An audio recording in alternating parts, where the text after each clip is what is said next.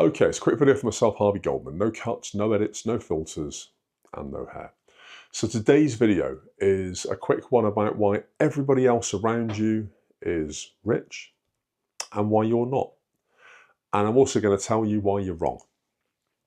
So let's get into it. I mean, if you look around just in your street, even on social media, it feels like everybody is rich except for you. The reality here may well shock you. At the same time, hopefully it's going to ease your mind. So from the off, the reasons for this are pretty straightforward. You've got social media illusion. Now, obviously 20 years ago, Facebook wasn't a thing. YouTube was only just a thing. And it was mainly sports commentary and prank videos, certainly not lifestyle. Now you've got influencers that have been born into social media. It's all they know. It's all they will ever know. You've got Instagram, TikTok, YouTube, Facebook, and countless others, all showing what they call lifestyle highlights. But really, it's not. Really, what it's showing is financial cover-up.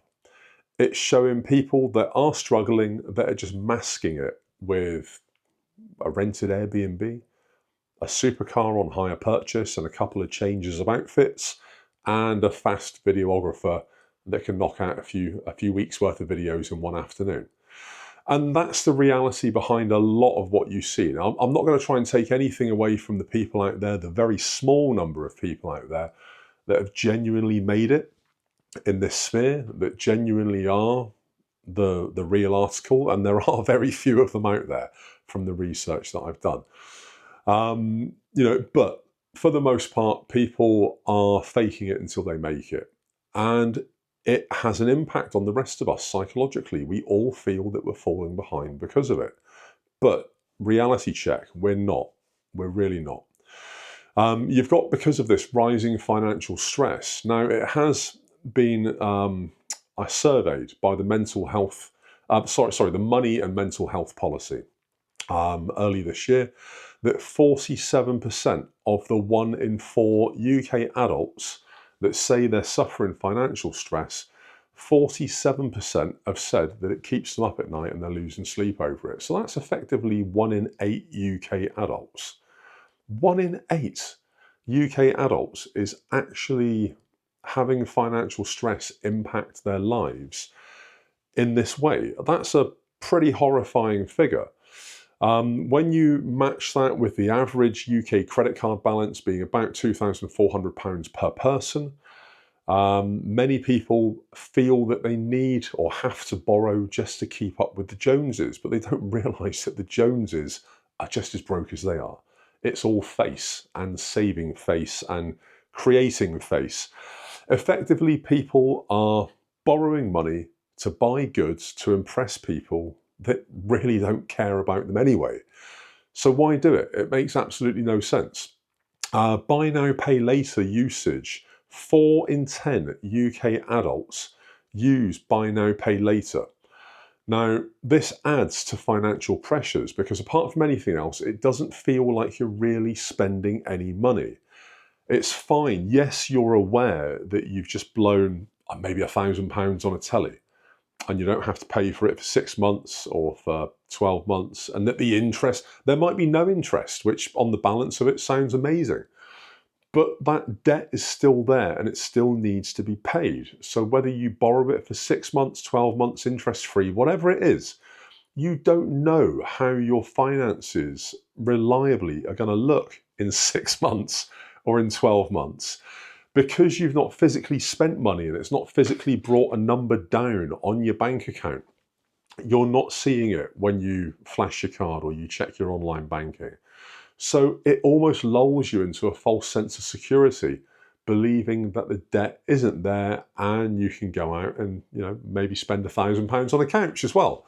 And then suddenly you've got 2 debts. You might buy a holiday. That could be another 1,500 quid. Suddenly you've got 3.5 grand's worth of debt that all needs to be paid within a year.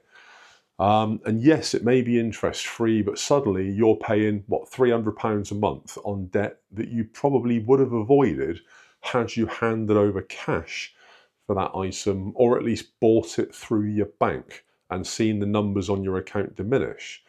So it's a bit of a trap. People do fall into using it. I've used it before. I'm certainly by no means exempt from any of these. But given my own financial audit that I did back in, I think it was February of this year, I've stopped. All of my buy now, pay later is gone. I basically have no debt at the moment, which is fantastic.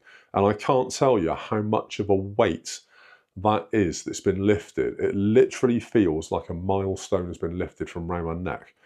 Now, it doesn't help me sleep any better. I've got insomnia. Nothing's really going to help that. But it's one less thing to worry about, and it means that should my financial situation change, should I, God forbid, lose my job, or you never know what's around the corner. At least there's no debt that needs to be covered. All of this, obviously, as well, you've got a wealth gap where the richest 10% own nearly 44% of all the UK's total wealth. But this is absolutely invisible to most people. You've got general financial struggles where around 30% of Brits say they're struggling to pay their bills, let alone pay them on time. So it's not just you. There are millions, and I do mean millions, of Brits and also people elsewhere that are all in the same boat. Psychologists actually say that this kind of comparison, this upward comparison, is massively dangerous. It undermines happiness, it kills your dopamine levels, it destroys confidence, and it encourages financial instability because you feel pressured almost into a situation where you feel that you need to borrow to keep up. So you need to remember in all of this, it isn't a reflection of your own worth, what someone else has got or what they appear to have. It's a reflection of flawed society, definitely, flawed financial systems, definitely, and also the way that social media and celebrity both intoxicates and also, I guess, burdens us with this psychological need to keep up. The rich control financial mechanisms, make no bones about it. You can learn to use them to ease your own financial stress. The first step towards any financial peace is understanding the game. You need to understand the game. You need to understand the rules that people play by, the rules that they invariably break to get to where they've got. And you need to either choose to play the game the same way or to work out how to play the game by a different set of rules. And that's basically it. You need to write your own script. So what are your thoughts on this? Drop it in the comments, let me know. YouTube's going to put another video up there somewhere. So do remember to like, follow, subscribe, ring the bell, all that jazz. And there will be another video tomorrow. Goldman, peace out.